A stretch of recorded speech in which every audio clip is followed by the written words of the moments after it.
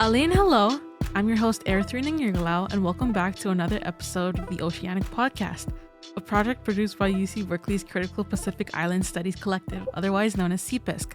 I'm here today with Dr. Christopher Kitalong, and today we'll be talking about Pacific identities in the face of globalization.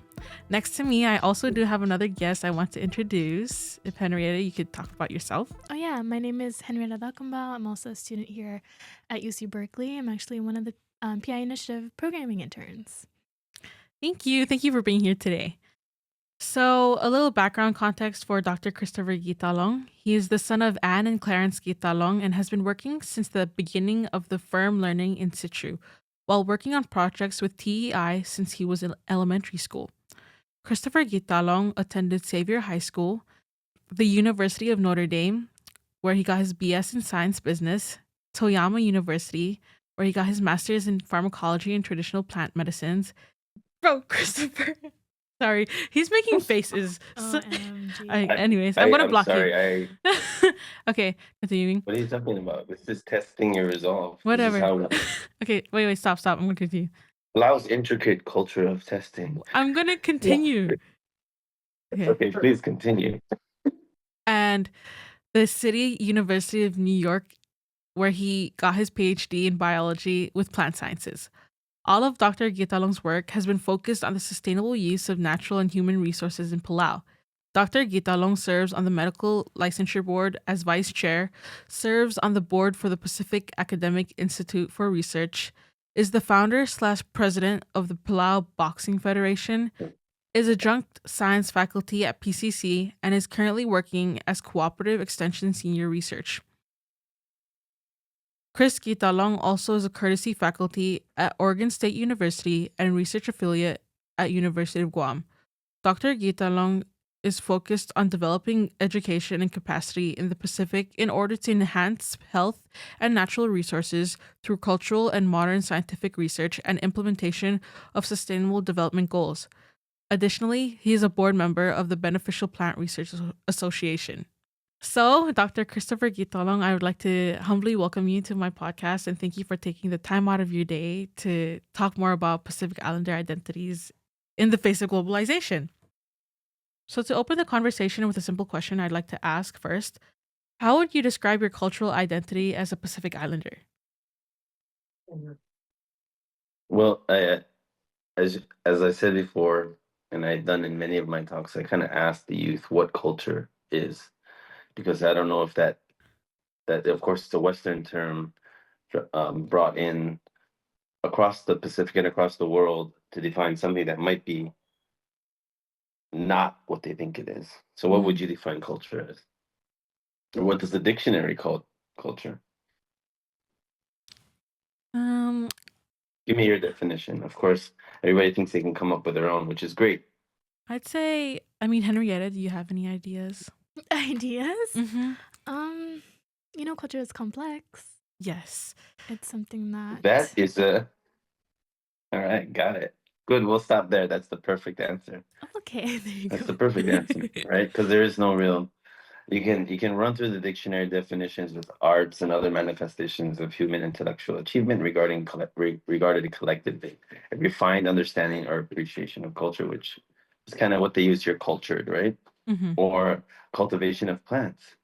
Why would they call it the cultivate? Here's the interesting concept. Why cultivation of a plant? And then why would they link that to culture, a plant culture? Oh man, okay, since I did plant science a little bit, when you culture a plant, you're kind of you're understanding its origin so that you can come up with a product at the end that meets what you're hoping it'll be. So it's a known past, right? Mm-hmm. And the plant cultures can change over time, just like any culture is dynamic, right? Because it's based on sort of learning. Mm-hmm. And in the Pacific Islands, the majority of the language, I guess all of the languages were oral tradition. So as that oral tradition was passed on, it's like that game that people play. They give a one sentence line and they whisper it in each other's ear. Telephone. For 20 times, right? And then it comes out in the end as something totally different or something with similar context but different words. Mm-hmm. And that's a good way to kind of look at how culture is, right? Especially in the Pacific. because across the Pacific from east to west, we've been sort of living in a similar land and place. So we have Mm-hmm. similar things, and we also have things that are a bit different. And this goes back to sort of that iteration that culture is based on the place that you live, Mm-hmm. because it's something that you have to develop to survive. Yes. And every time I look at some of the work that we've been doing, I have to kind of look at the place where I did it. So if we're looking at plants, let's say for food in Palau versus plants in, let's say, Tonga, like is there, or Fiji, what would be that sort of difference? Is there high mountain area, low mountain areas? What similarities are there? What differences are there? Mm-hmm. And I think that sort of helps us understand a little bit better on about how people live. And then I would say that is the culture that people come in. But I could, like I said, it's a dynamic substructure looking at changes, introduction of different plants, different peoples, different languages over a period of time. So from myself, all of that leading to what I define a cultural identity is something that people act on, that guides an activity, an action Mm-hmm. in their daily lives and kind of guides. It's their playbook because it's something they've been taught over time. There's two things that you look at in a plant culture, and then you can also refer that to humans, is the genetic component, so the full genome, Mm-hmm. what they've been passed through heredity, and then how phenotype, right? Mm-hmm. Phenotypic components, so these are things that's expressed, and these things sort of are adapted out based on where they live Mm-hmm. or the environment around them. So that's the phenotypic and genotypic, or you can say genetic and epigenetic components, and those affect sort of who the person is. Mm-hmm. And I look at it very sort of hard sciencey because it's a lot easier to quantify. And I think I had mentioned this before. You can see it. It's actually a coined phrase by Dr. Balick. It's where there's an ethnosphere and a biosphere. Mm-hmm. And culture is really I don't like to use this word, but I'm going to use it here, the nexus or the crossover between those two spheres. Mm-hmm. It's how the people or the way they're discussing and the things that they pass on relates to the environment that they live in. Mm-hmm. And that can kind of give you a good idea of what similarities you'll have with someone else or differences. So this is kind of my take on cultural identity. So myself being a mix of, the American and Mm-hmm. the Palauan, Mm-hmm. kind of it's an interesting concept because you look at the parentage and that's heredity, right? Mm-hmm. So my Anglo-Saxon, Native American, all that mixed thing, and then the Palauan, which everybody thinks there's one subset, but actually it's a whole mix of other things, Mm-hmm. right? So what I kind of gear it towards is that language component, right? So this is something that's a real component because the ethnography or the ethnosphere is based on a communication Mm-hmm. structure, and the main way that people communicate is through language. Yes. So what you can say is my father is a Palauan because he speaks the Palauan language. That's his main language. And my mother is American because she speaks English. Mm-hmm. And I say English because it did come from England, of course. But it was adopted into that culture, which is America, where there are other languages as well that exist. Mm-hmm. Hundreds and thousands of them actually originally from the tribes of the Native Americans. So you can look at that across to Papua New Guinea, where they also have that same structure. But the predominant thing for communication is the English and the Palauan. So then when you take those two and you kind of mash them together, you look at what's more used, Mm-hmm. right? And in Palau, and I probably with other Micronesian islands as well, the main part of education, or we spend most of our time during the day, is spoken in English. Yes. So I guess I can ask you that question. So because you were raised in that same, or actually a younger version of that Mm-hmm. society. So what did you see in your daily life, or what was the main language spoken in your home, and then what was spoken in school, and which of them did you gather most of? With which one did you look at as your predominant language?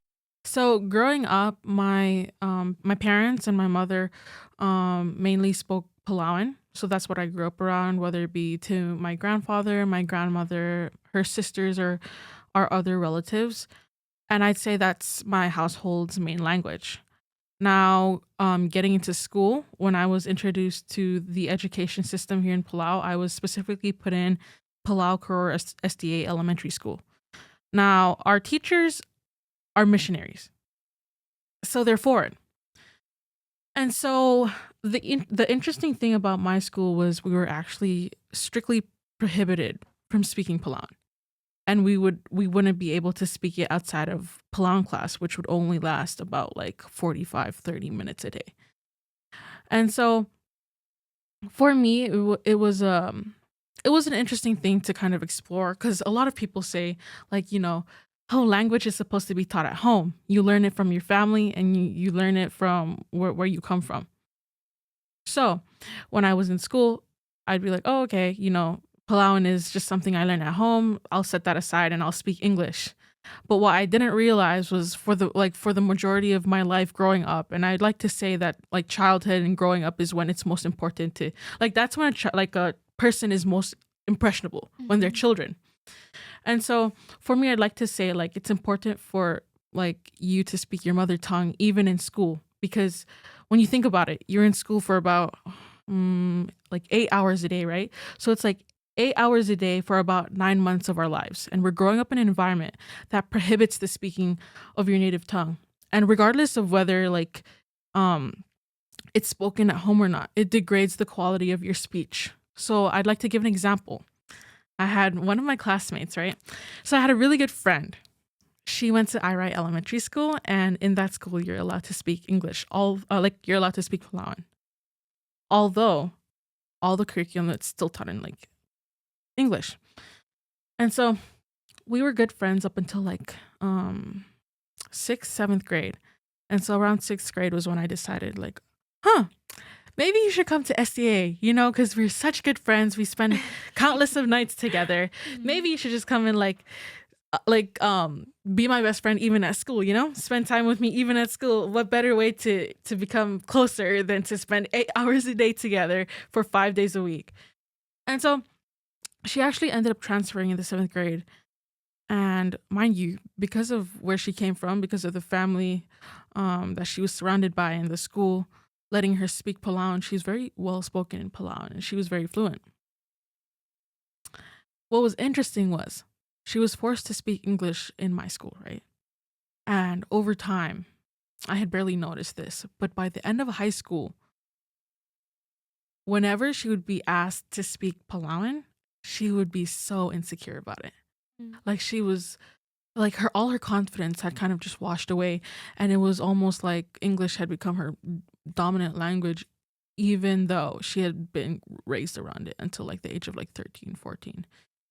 And so for her, it was this thing where she used to speak Palauan, and because of just being like prohibited from speaking Palauan for like even just 1, 2, 3, 4 years for like majority of your life, it had already done like irreversible damage, where we saw that she barely ever spoke Palauan outside of having the need to speak Palauan.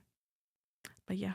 So, I'll cut in right there because it's really important to make sure you look at these things as what they are, the importance economically for people. You don't look at it as degradation or something negative. It's just something that comes in and gets adapted because it's useful. Yeah. Every language was kept or lost because of the value of the language. And we talk about this globalization structure, where now I'm able to talk to you from, Palau. Yes. And it's a clear, sometimes signal, whereas before it was impossible.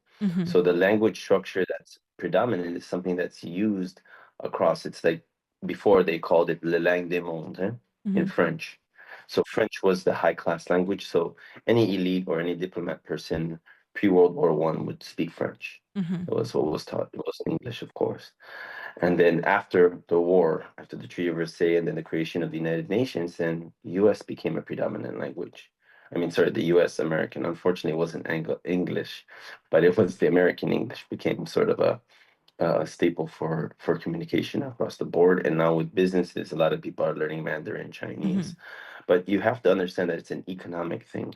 It's a survival thing, just like anything. As I was talking, cultures evolve. in order to adapt and survive.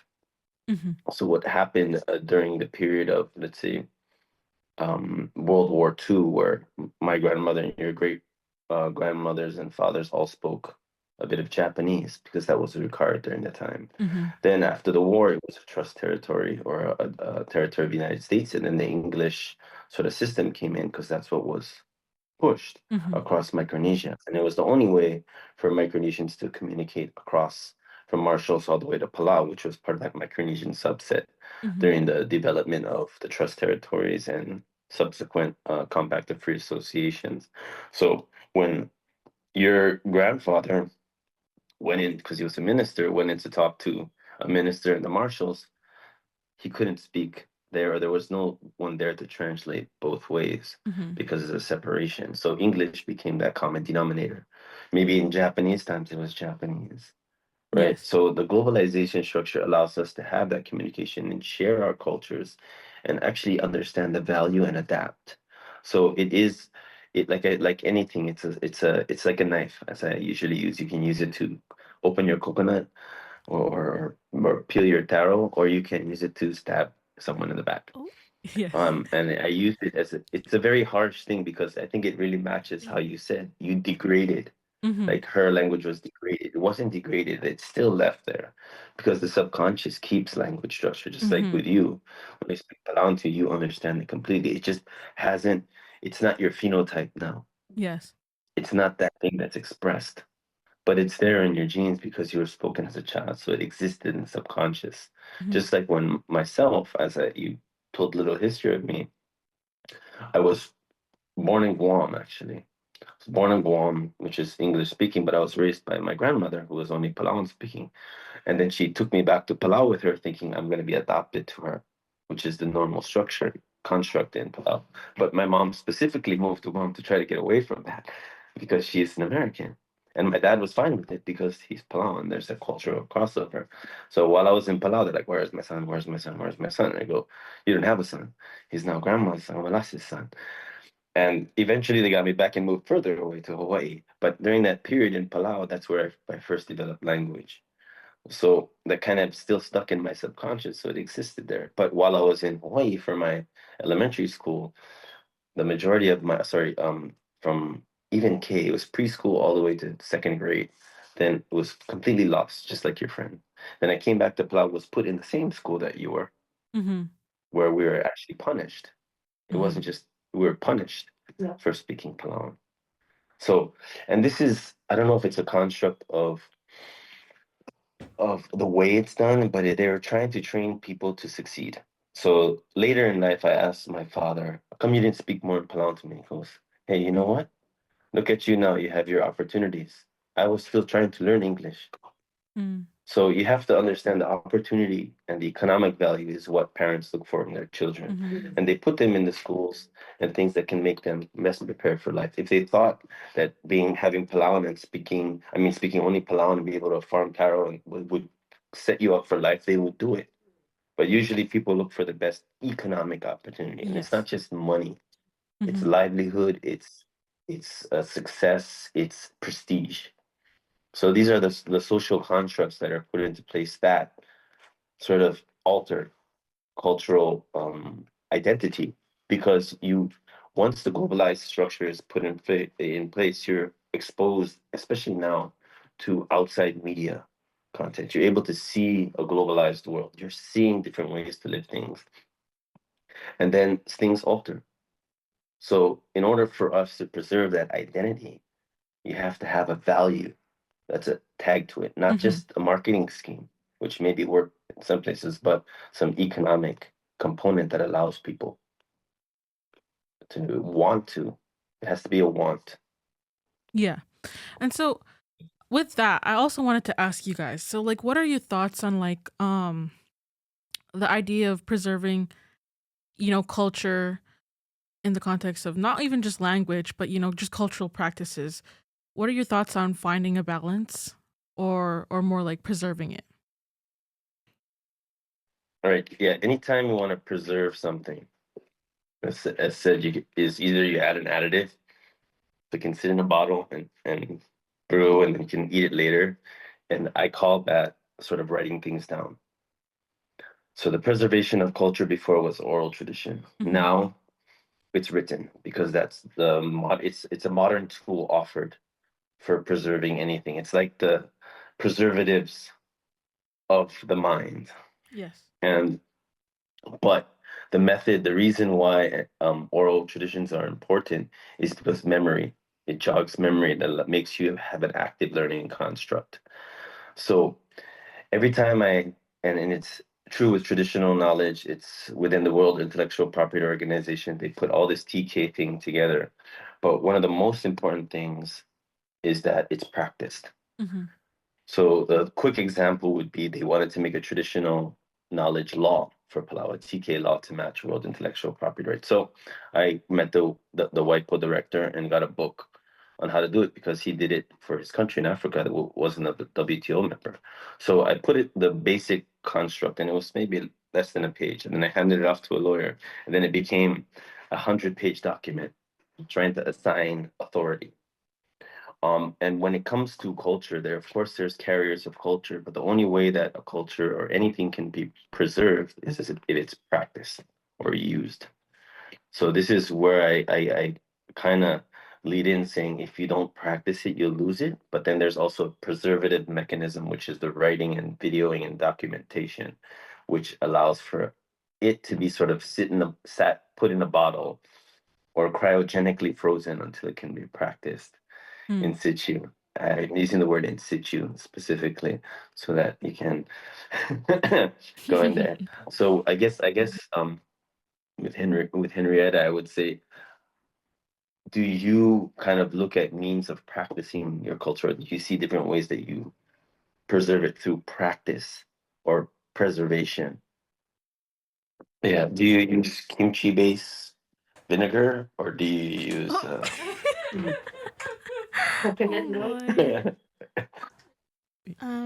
I think ways that I've preserved my culture, I think initially, I think going back to what we were talking about when it comes to language, I had a very different perspective, or I guess upbringing, I should say, because I was born in California first, and then I was raised the rest of my life in Hawaii, and I think I've had a lot of exposure for not only, like, I guess in this context, different cultures, but then a lot of different languages. And I think also the dynamic in my household was so different, where I've kind of talked to other Pacific Islanders just some more recently, where I think a lot of them have shared, different experiences in which their peers, or I mean their parents haven't, or they kind of were ashamed, I guess, to share that.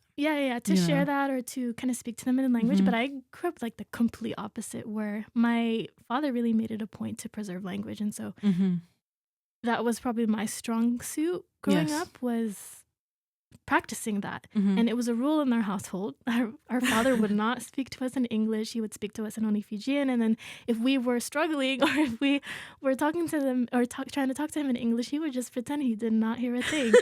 Did not hear anything, or like he would just ignore you guys. Yeah, basically. I wouldn't say ignore, but I would say that was his way of teaching us and preserving. I think that really went a long way, because now you know it. Yeah, not only now that I know it, but it really just contribute to a lot of how I've functioned as a child, and then also how I've seen the world, and I'm grateful for that lens. Yeah. I will say, I feel like this is just going to the kind of the nitty-gritty of the linguistics part of it, but you mentioned how it like kind of changes, like not changes, but it kind of shapes the way you see the world. And I feel like it's also just really important to acknowledge that, like, in each language too, like in Palauan, in Fijian, and in English, there's so many different like dynamics that play into it.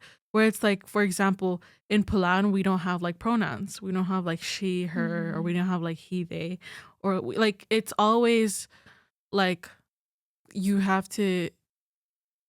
It's not. There's never like there's no she, there's no her, there's no he, there's no they, and so like, or there's no he, him. So it's like really interesting, because like it kind of like shapes the way you think in a very different way. Like when you speak certain languages, you think differently too. And so I feel like it gives you perspective in that sense as well. With social media, how do you think this affects like the use of like traditional and cultural customs and practices? Because most of the media we consume, right, is in different are in like different languages, whether it be like English or like whether you're watching the K drama with your grandma, like they're just in different languages. And so, how do you think like social media and media in general affect the use of these like traditional and cultural like values? So like I said, the langue du monde, it depends on sort of the language that you're using, right? So maybe we think that like Instagram, Facebook are the mainstream media components for us, but if you travel to China or somewhere like that, they have their own construct, and of course it's in Mandarin, and it's the we lines and all that stuff, how they get their information. But again, it's the same thing. It's a communication means just like a language. It's a way to get a message across. And of course, you can look at I kind of want to say the horse's ass. Sorry, pardon my language. Or you can look at the horse's mouth, right? So there's a way that you can decide how the message is received or what you want to look at. Yeah. In that thing. So it's the same thing with globalization. It's that knife. Like it's how you use a tool. All things are a tool. It's just how do you develop a construct? And I think that's kind of what's getting into the game now. We cannot avoid change. And I think that's my one thing. There's two things guaranteed in life. One is change and the other is death. So there's no way to avoid it.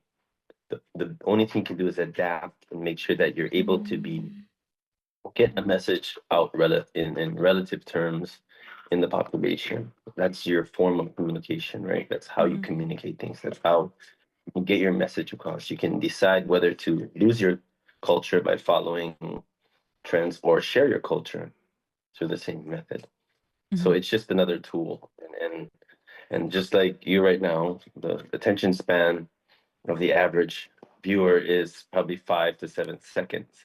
Whereas before, when you had commercials, they timed the commercials at 30 seconds on TV because they knew that was a person's time sort of attention span. But with media, they develop marketing campaigns to get messages across. That's a commercial construct. And I think following those trends and are the only way for us to adapt and integrate into that model. Again, it's just a tool. It's a Yes. tool. It's how we use it that's going to decide whether we benefit, quote unquote, or as you call benefit, from preserving the culture. So social media becomes a construct that formed the medium of communication, where before it was the television, before that was the radio, before that it was just Newspapers. face-to-face talking. Yep. Yeah, written again, the sulfites and nitrites of culture, the preservatives of culture. So like So with yeah, that's just cool. oh sorry. I was just gonna ask, so with like culture like being like or like language being a tool, and then the factor of like economic viability. How would you say you'd integrate both into our language or like Pacific like languages that are for the minorities like Pacific Islander communities?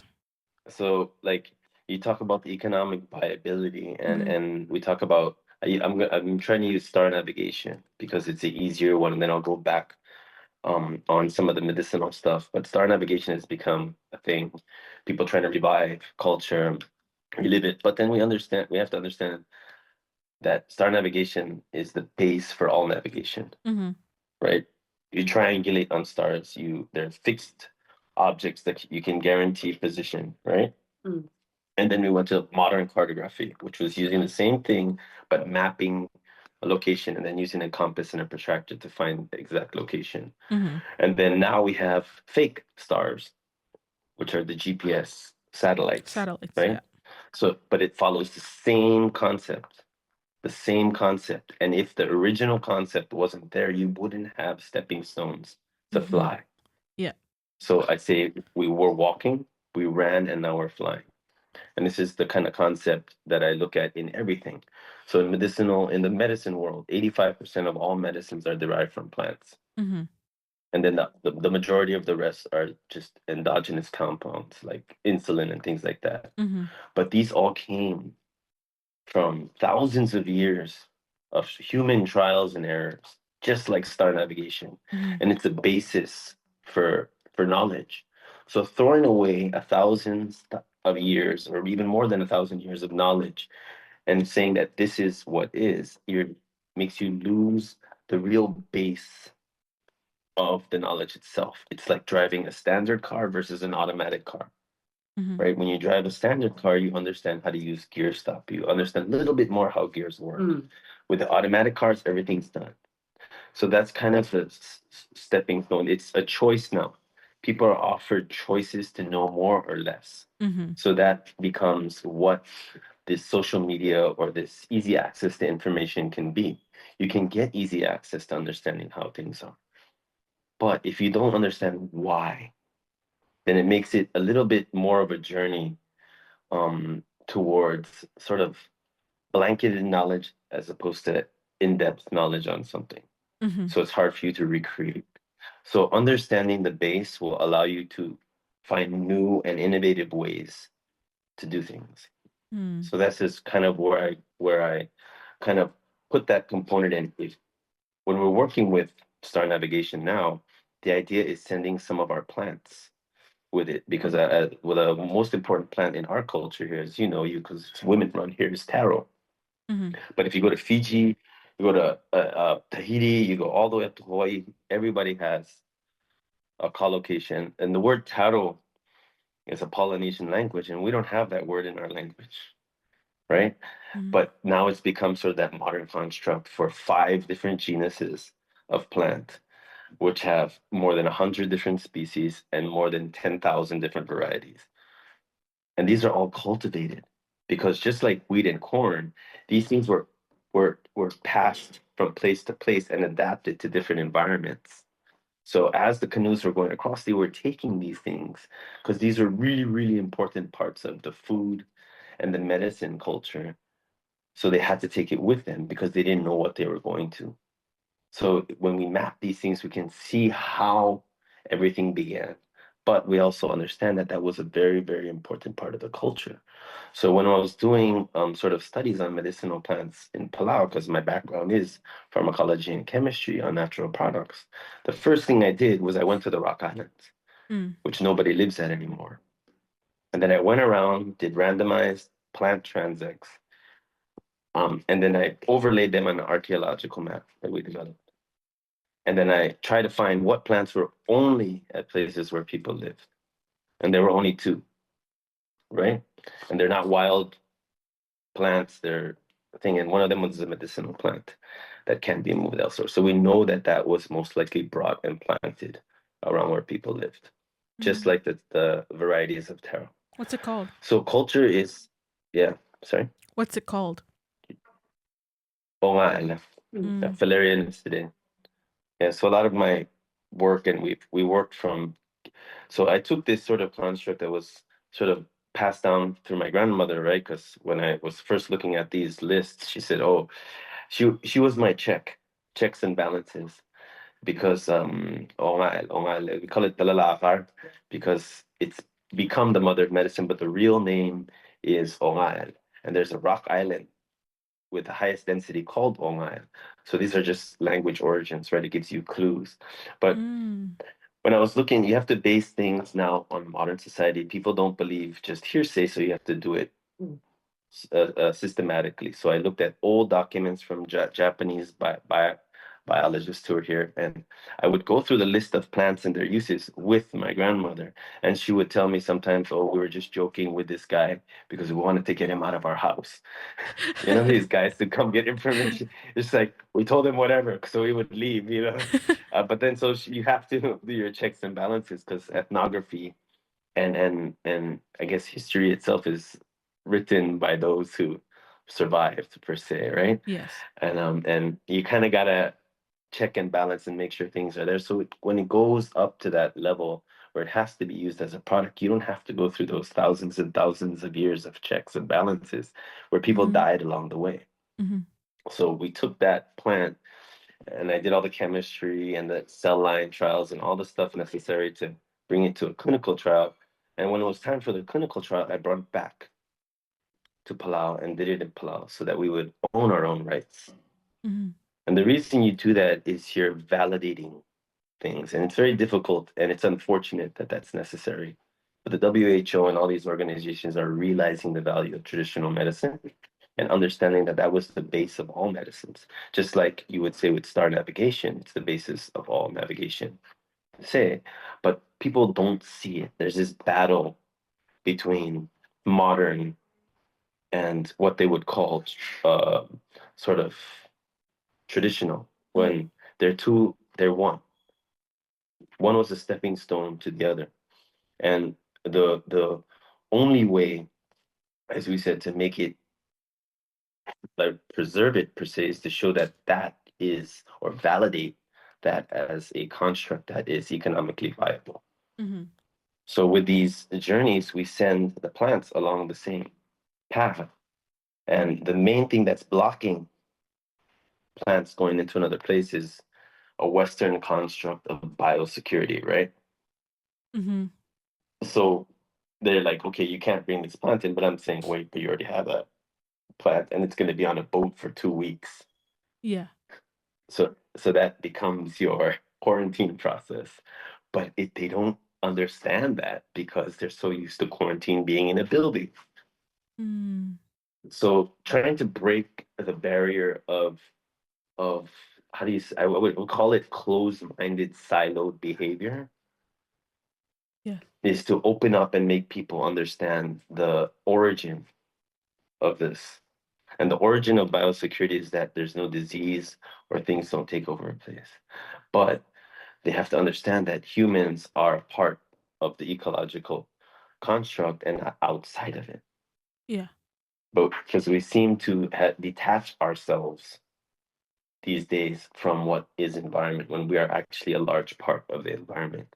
And that's the only way to get things to sort of coexist is by understanding origin, understanding our origin, understanding how things change, and trying to look at a positive spin and learn from the base so that our future can be preserved. Thank you for that.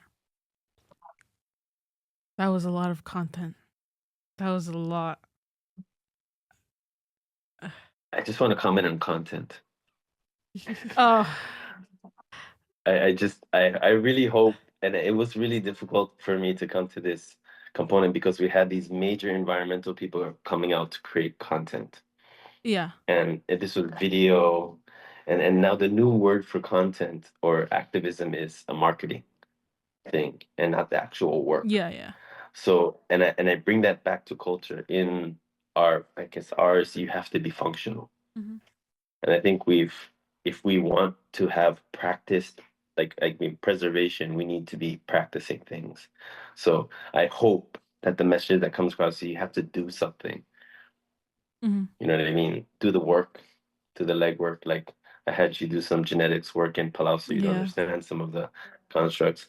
And it's very important because going into Taro Patch, doing these things is really, not only is it healthy, it is hard science and it is social science all in one.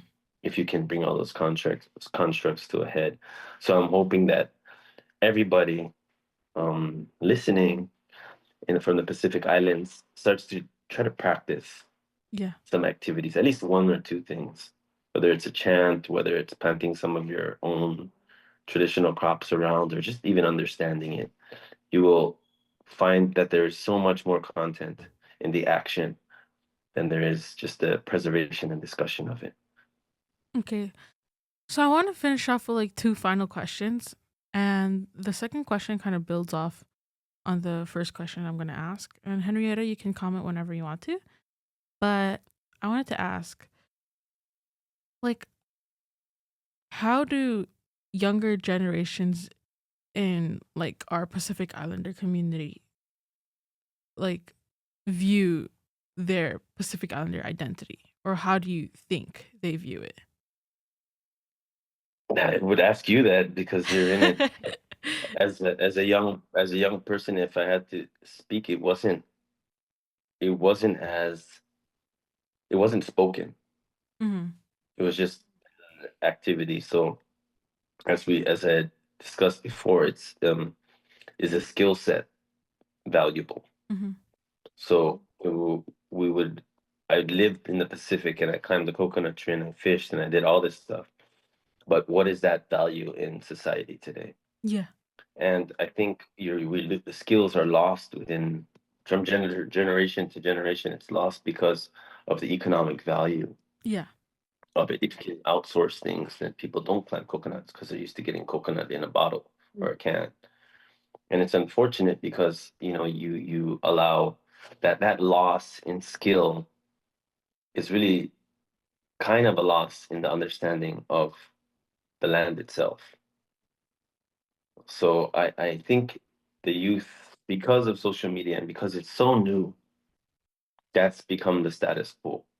Mm-hmm. Like if you don't know how to do a Vine or you don't know how to do a TikTok. TikTok video, like who are you? Yeah. You know what I mean? What? You So know. again, it's how to eventually, hopefully, it integrates, right? Mm-hmm. Where they can. So what I did a little bit of was try to have the youth post the activities they're doing, so it becomes something that brings two activities together, so they're relevant, Yeah. and that's where I see sort of the youth. And it's not it's everybody wants to blame, but there's no one to blame except the person that doesn't do it. Mm-hmm. Right? So it's up to them. Everything is a choice now. Before it was you needed to do it for survival. Now everything is a choice. So it's great to have choices. You don't wanna run away from not having choices anymore and being stuck in it. But again, it's assigning that value of the skill set. So to close off the podcast, since our time is coming to an end, I'd like to finish off with this question. So, what are solutions that can help work towards a deeper connection between Pacific Islanders and their cultures?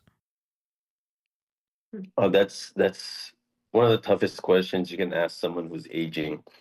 But it's important because really the solution is with you guys, with the younger puppies. And always like that when everybody says that with a spin. But I like to bring a mentor, Dr. Yano, into the discussion. Mm-hmm. He worked really hard. We had nothing, just like Forte and Amaz and all these guys to get through medical school. It was just really a tough deal for them, money wise and all these things. And now with all the opportunities out, when I was starting the Cuban medical school program and trying to get scholarship for them, it's like, hey, you know what? They have to struggle.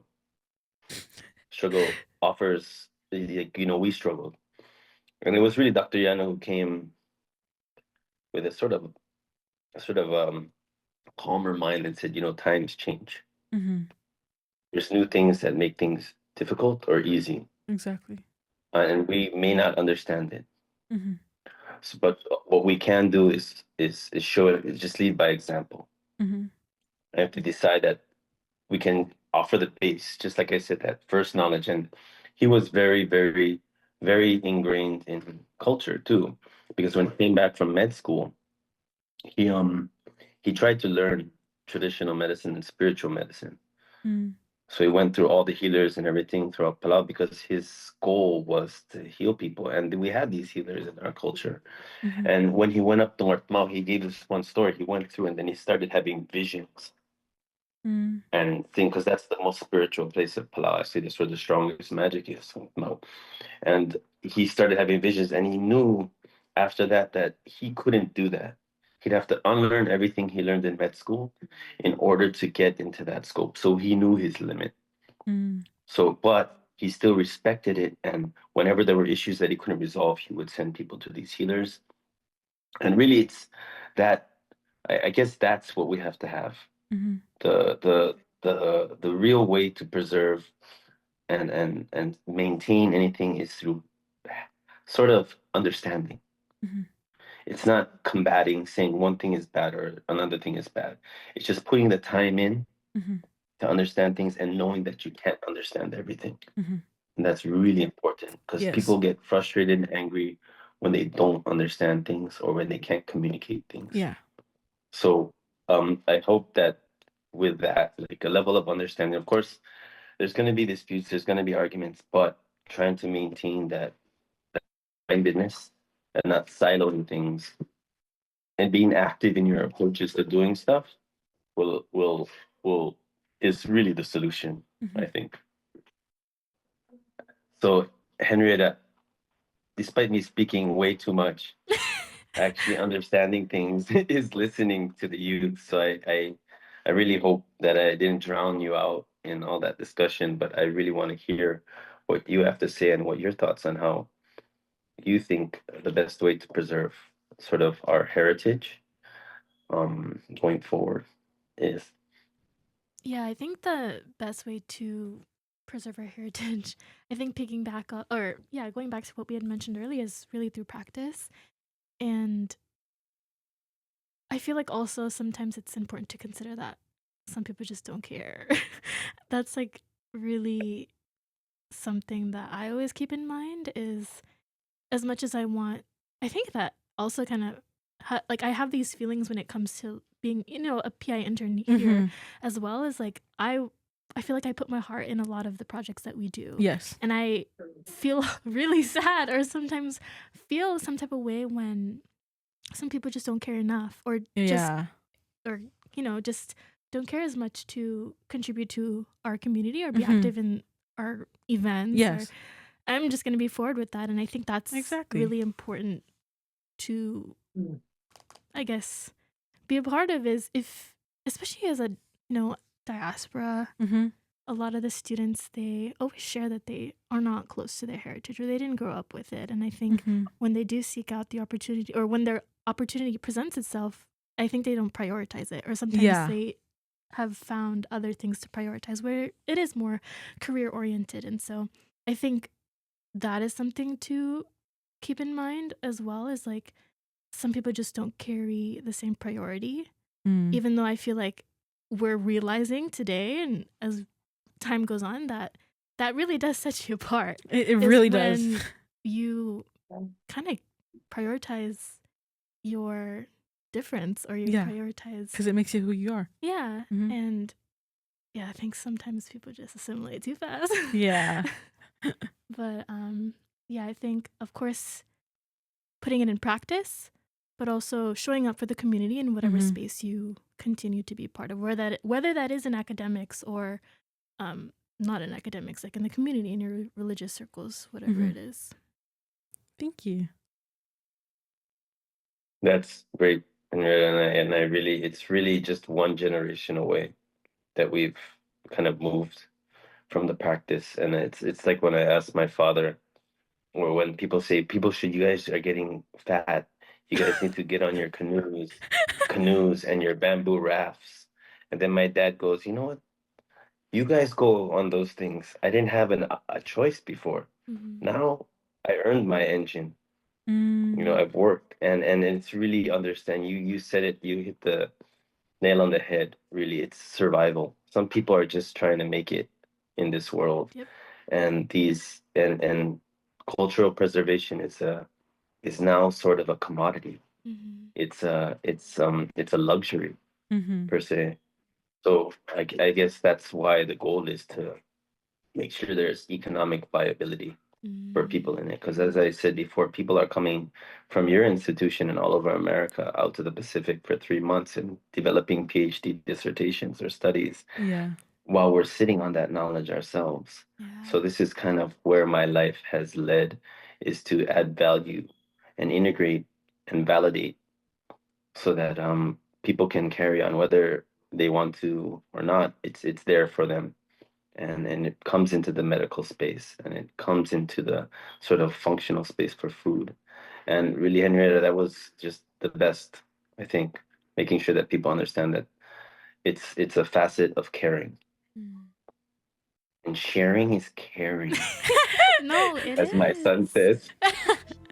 Oh yeah. His little 3-year-old says that a lot. I'd like to thank our listeners for listening to today's episode of the Oceanic Podcast. And furthermore, I'd like to thank Dr. Christopher Kitalong for this insightful discussion on Pacific Islander identity crises in the face of globalization. And also, of course, Henrietta for being part of the discussion. This is such a productive discussion, and I'm so glad that we were able to do this today. So with that, we would like to thank our funder, the Green Initiative Fund at UC Berkeley, as well as the Ethnic Studies Changemaker Studio for helping us record this podcast. This podcast was made possible by research and planning by CPISC co-founders Sophia Perez, Kieran Rudge, and Nate Tilton, as well as CPISC members Viv Camerer and Georgia Cutter. CPISC's work also deeply benefits from the support of Angel Halafihi at the Pacific Islander Initiative and Dr. Clancy Wilmot in the Geography Department. We hope to see you in the next episode, and thank you for listening. So long!